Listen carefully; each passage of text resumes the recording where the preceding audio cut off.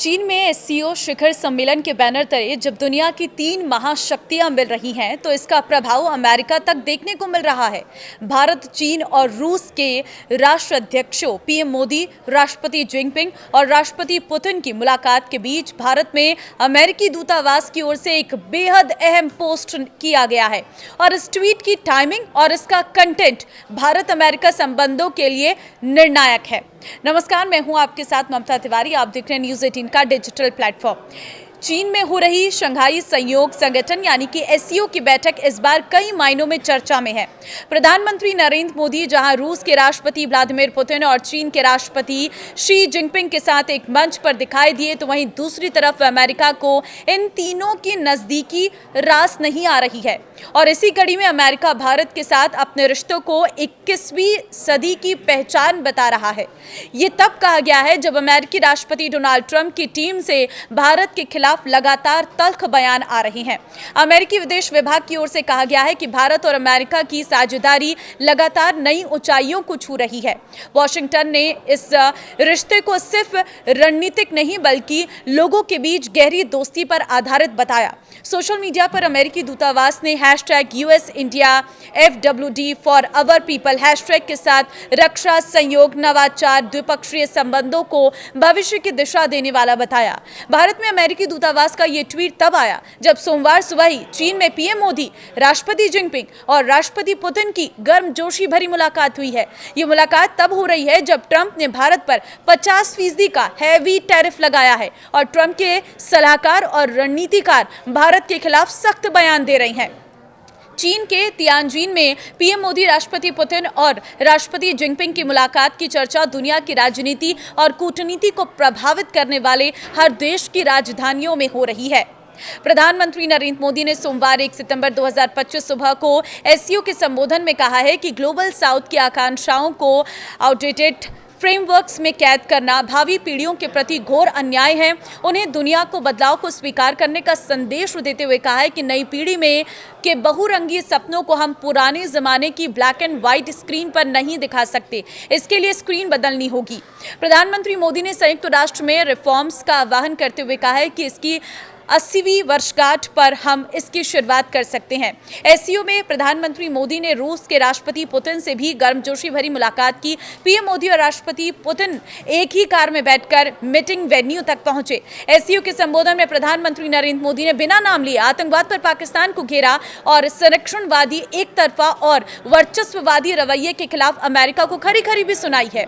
वहीं पीएम मोदी ने कहा कि भारत ने सीमा पार आतंकवाद, अलगाववाद और उग्रवाद के प्रति जीरो टॉलरेंस की दृष्टिकोण की लगातार अपील की है।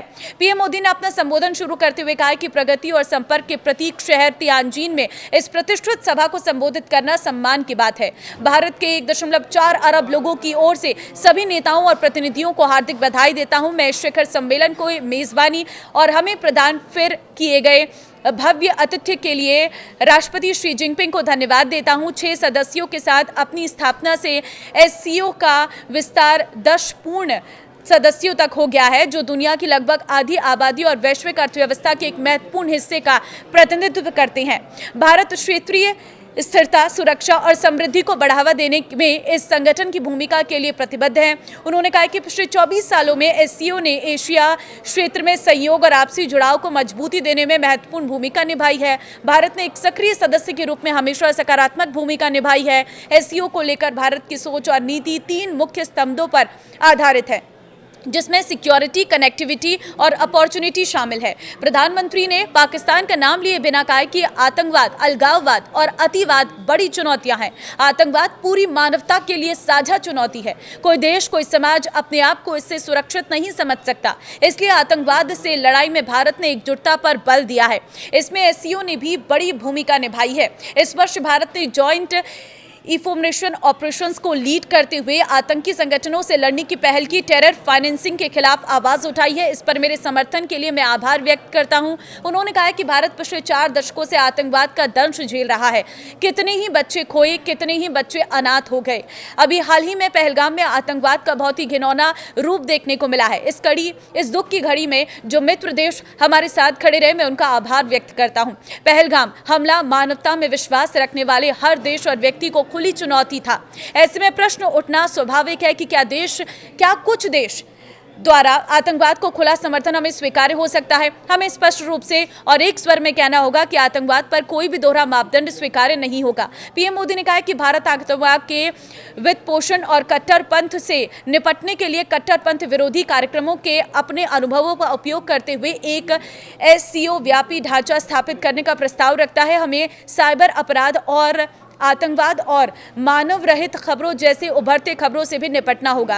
अगली भारत क्षेत्रीय आतंकवाद रोधी संरचना RATS बैठक की मेजबानी करने और कृत्रिम बुद्धिमत्ता AI संचालित सुरक्षा साधनों में विशेषज्ञता प्रदान करने के लिए तैयार है। पीएम मोदी ने अमेरिका का भी नाम लिए बिना संरक्षणवादी, एक तरफा और वर्चस्ववादी रवैये के खिलाफ हल्ला बोला है और उसकी नीतियों पर निशाना भी साधा है। देखिए, SCO शिखर सम्मेलन के दौरान प्रधानमंत्री नरेंद्र मोदी और रूसी राष्ट्रपति व्लादिमीर पुतिन के बीच में गजब की ट्यूनिंग देखने को मिली है। दोनों नेता गर्मजोशी से मिले और एक दूसरे को गले लगाया। अब देखिए, इस तरह की तस्वीरें जब सामने आती है तो जाहिर तौर पर कुछ अन्य देशों को इससे जरूर कुछ ना कुछ प्रभाव पड़ता है और वही प्रभाव अमेरिका के आज के किए गए ट्वीट पर नजर भी आता है। हालांकि इस ट्वीट के मायने कई तरह के निकाले जा रहे हैं, लेकिन ठीक जब तीनों नेताओं की मुलाकात होती है उसके बाद अमेरिका की तरफ से ट्वीट आता है तो इसके कुछ ना कुछ मायने उस मीटिंग से जरूर जुड़े हो सकते हैं। आपको क्या लगता है? कॉमेंट में अपनी राय जरूर दें।